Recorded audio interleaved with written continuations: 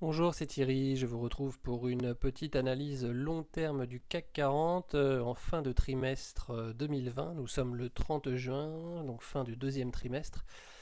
Je vous rappelle bien entendu qu'il ne s'agit pas du tout d'une recommandation d'acheter ou de vendre. Vous êtes entièrement maître de vos décisions d'entrer ou de sortir du marché. Je me borne simplement à vous proposer un cadrage et des perspectives sur les différentes unités de temps.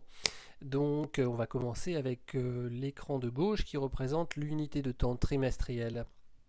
Donc, vous voyez que d'abord nous avions un canal haussier en violet ici qui a bien entendu été cassé à la fin du premier trimestre avec la crise du coronavirus qui nous avait emmené loin même sous la bande de Bollinger inférieure de l'unité trimestrielle. Et nous avions quand même réintégré cette bande de Bollinger. Alors souvent, comme ça, quand on a une grosse accélération baissière, un petit peu en panique et qu'on casse un support majeur, et bien on va le retester ce support majeur. Là, en l'occurrence, il s'agissait de la Bollinger inférieure, vous voyez, aux alentours des 4070. Donc on est allé flirter avec dans le deuxième chandelier, et puis bien au fur et à mesure qu'on s'est rendu compte que ce support finalement tenait et qu'on n'avait pas besoin de redescendre plus bas pour tester les plus bas du premier trimestre, et bien notre bougie est remontée. Elle est remontée, elle est allée chercher la conjonction entre l'EMA15 et la moyenne mobile 20 périodes, vous voyez ici, qui passe par là, vers les 5100. Et on est allé chercher même un petit peu plus haut. Un petit peu plus haut, si vous regardez en unité trimestrielle, vous avez effectivement une zone sur les 5250 qui a déjà joué son rôle de résistance auparavant.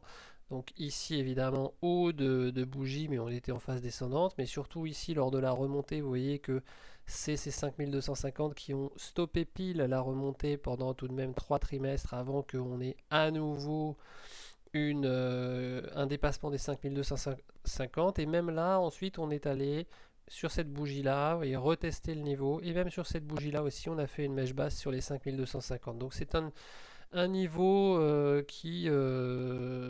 le CAC se souvient. Il a de la mémoire en horizontal, il a souvent servi de zone de polarité. Vous voyez ici dans la dernière remontée, lorsqu'on était à nouveau en dessous en avril 2015, et bien c'est à nouveau ce niveau-là qui a également servi de résistance.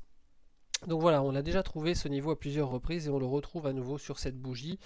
On remarque également qu'il s'agit du milieu du corps, de la bougie fortement baissière précédente. Alors, pour ceux qui ne sont pas très férus d'analyse technique ou de chandelier japonais, donc il y a des figures qu'on appelle des figures en ligne de poussée et qui indiquent que tant qu'on n'a pas redépassé le milieu du corps d'une grosse bougie, donc là dans l'exemple baissière, eh bien on n'a pas d'inversion de tendance et c'est plutôt un signe de poursuite de la baisse. Donc je ne dis pas qu'on va rebaisser, mais en tout cas voilà, on retrouve bien cette zone de résistance importante à franchir. Tant qu'on n'a pas dépassé les 5200, 5250, eh bien, on va se trouver toujours dans une configuration où c'est la baisse, c'est l'influence de ce chandelier rouge très baissier qui va l'emporter pour l'instant. Donc on est vraiment à ce niveau d'équilibre, même si, vous voyez, on a remonté, on est allé chercher finalement, on est revenu sur l'ancien support, vous voyez, du couloir haussier, mais on n'a pas clôturé au-dessus. On était en dessous, on fait un retour vers ce support, ça s'appelle le fantôme de l'ancien support, et il joue maintenant le rôle de résistance. Et là aussi, lorsqu'on casse un support majeur comme ça important, haussier, oblique, vous voyez, bien, il n'est pas rare qu'après la première cassure, on remonte le tester et retester son inversion de polarité, donc là en l'occurrence sa résistance. Donc vous l'aurez compris, pour moi, en trimestriel, pour l'instant, les jeux ne sont pas faits pour les haussiers.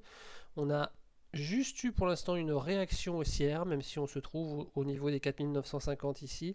Il faudrait d'abord, pour les prochaines bougies, réintégrer le canal haussier violet que vous voyez ici. Donc pour l'instant, on n'a pas décidé de revenir clôturer au-dessus. On est juste à la limite. Et surtout de pousser au-delà du milieu du corps de cette bougie rouge. Ça non plus, c'est encore à faire. Donc évidemment, on a une réaction haussière, mais ce n'est pas suffisant pour parler de poursuite de la hausse pour l'instant, à mon avis.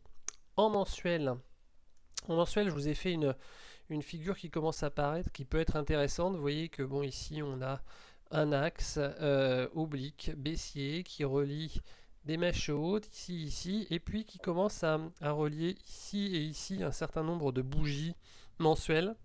Et on pourrait imaginer une sorte de épaule, tête, et deuxième épaule ici, du fait que nous sommes allés chercher en mèche haute, je vais vous faire un zoom plutôt que de rester en 100 unités, voilà, ça sera beaucoup plus visible.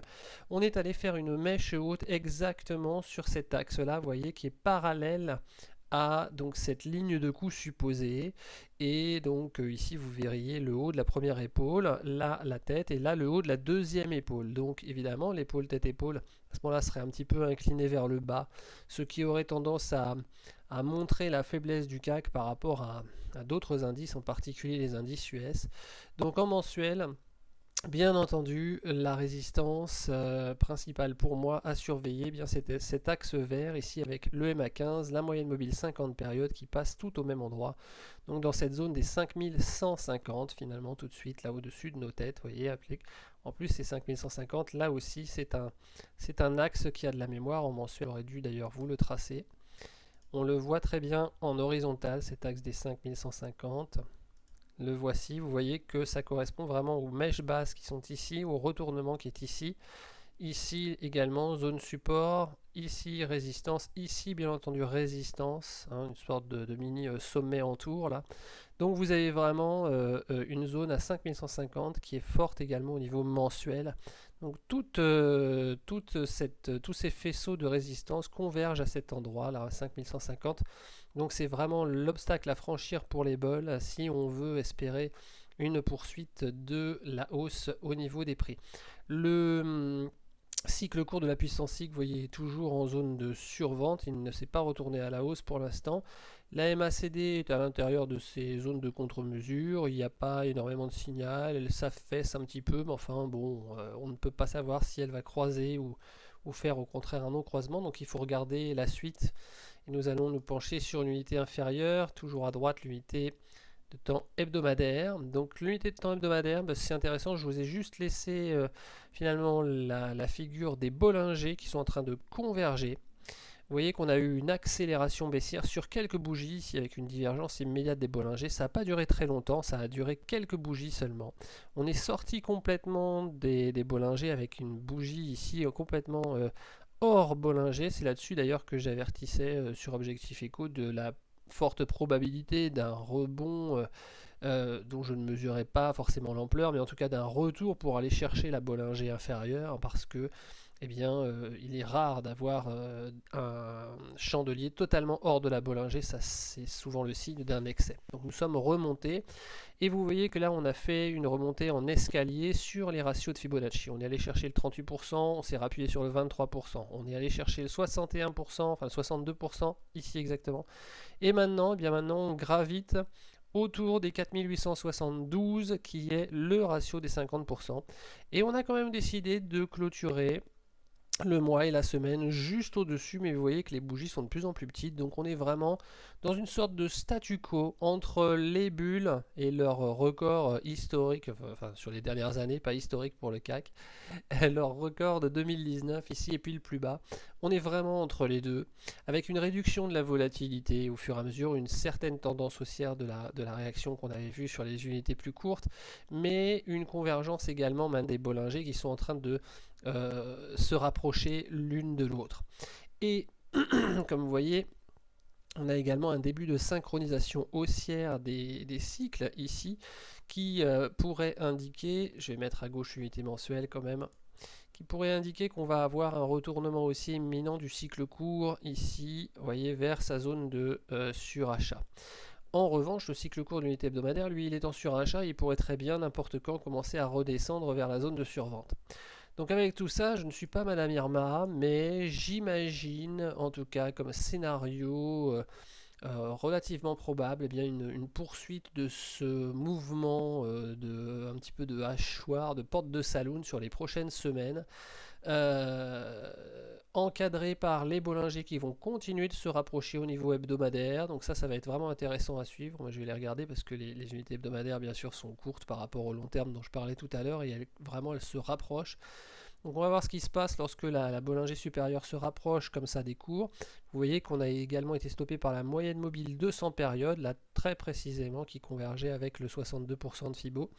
Donc voilà, moi personnellement, dans ce canal haussier, eh bien en unité hebdomadaire, tant que ce canal haussier tient, on est en tendance haussière, mais attention, réduction de la volatilité, une Bollinger supérieure qui remonte vers le haut, une synchronisation haussière certes, mais un cycle court qui est déjà en zone de surachat.